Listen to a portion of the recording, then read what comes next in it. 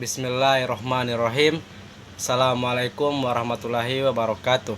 Yang terhormat yang terhormat Bapak dosen, Bapak Roni Lukum SPD MSc selaku dosen pengampu mata kuliah Sosiologi Politik.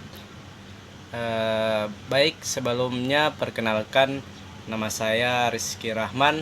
Saya dari kelas A, jurusan Ilmu Hukum dan Kemasyarakatan, Prodi Pendidikan Pancasila dan Kewarganegaraan, semester 3, Fakultas Ilmu Sosial, Universitas Negeri Gorontalo.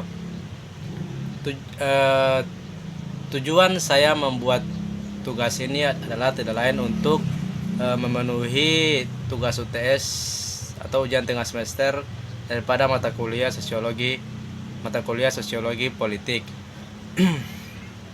Namun sebelum masuk kepada inti pembahasan materi, untuk itu saya akan menjelaskan tentang beberapa fenomena pilkada yang terjadi di Indonesia.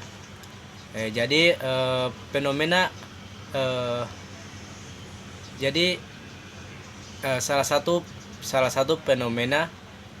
satu fenomena langsung di Indonesia, salah satu fenomena pilkada langsung di Indonesia adalah majunya calon dalam pilkada yang punya hubungan kerabat dengan kepala daerah atau petahana. Model pewarisan jabatan ini terjadi di banyak daerah melalui proses politik demokrasi. Fenomena ini sering disebut politik dinasti. Definisi politik dinasti itu mengacu pada suatu anggota keluarga yang menempati posisi jabatan baik secara berurutan untuk posisi yang sama, untuk secara bersamaan di berbagai posisi yang berbeda, mungkin di berbagai posisi yang berbeda. Mungkin hanya itu beberapa fenomena pilkada yang terjadi di Indonesia. Nah, selanjutnya saya akan menjelaskan tentang materi saya, yaitu materi rekrutmen politik.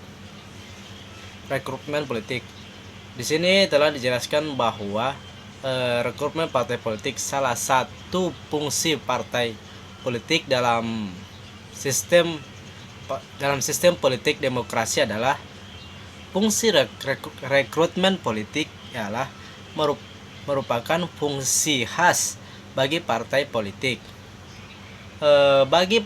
Bagi partai politik, calon yang dinominasikan memainkan peran penting dalam menentukan karakteristik partai politik yang bersangkutan di depan publik, bahwa rekrutmen politik itu menunjukkan tipologi partai. Jadi, apakah sebagai partai massa atau kader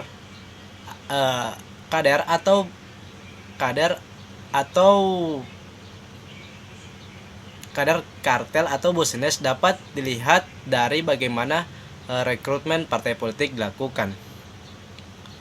Jadi adapun yang dimaksud dengan rekrutmen politik adalah proses partai politik dalam mencari anggota baru dan mengajak orang berbakat untuk berpartisipasi dalam proses politik. Rekrutmen yang dilakukan oleh partai politik tidak sebatas hanya mencari anggota baru, namun akan tetapi ini juga merekrut dan mencalonkan anggota partai untuk posisi jabatan publik. Kemudian rekrutmen politik juga itu sering dimaknai secara luas sebagai pemilihan atau sebagai sebagai seleksi dan pengangkatan para warga negara guna untuk diorbitkan menjadi calon-calon pemimpin dalam sistem politik pada umumnya, dan pemerintahan pada umumnya dan pemerintahan pada khususnya. Rekrutmen politik untuk pemilu itu diselenggarakan melalui 3 tahapan. Yang pertama itu ada tahapan sertifikasi yaitu adalah tahapan pendefinisian kriteria siapa yang dapat masuk dalam pencalonan, yang meliputi aturan-aturan pemilu, aturan-aturan partai, dan norma-norma sosial. Kedua yaitu tahap penominasian, mencakup ketersediaan calon memenuhi syarat dan permintaan atau demand dari penyeleksi saat memutuskan siapa yang dinominasikan. Kemudian yang ketiga yaitu tahap pemilu. Tahap ketiga ini yaitu tahap yang menentukan siapa yang memenangkan pemilu. Selanjutnya tahap pertama dan kedua dari proses rekrutmen politik adalah dominan penuh partai politik. Setelahnya tahap ketiga adalah domain pemilih, yakni proses di mana pemilih itu menentukan siapa di antara calon yang ada itu dipilih sebagai seorang khalifah atau sebagai seorang pemimpin. Salah satu tahapan penting pemilu adalah yaitu pencalonan. Di sini dijelaskan oleh Surbakti 1992 yang dimaksud dengan pencalonan adalah di mana tata cara yang ditempuh peserta pemilu itu dalam mengajukan calon yang meliputi siapa yang melakukan pencalonan. Bagaimana cara untuk menentukan calon itu, bagaimana cara menyusun daftar calon dan apa persyaratan seorang calon. Tahap ini diatur secara rinci dengan pasal dalam undang-undang pemilu mengenai siapa yang mencalonkan. Itu tersedia ada tiga pilihan, yakni partai politik, oleh perseorangan, atau oleh keduanya.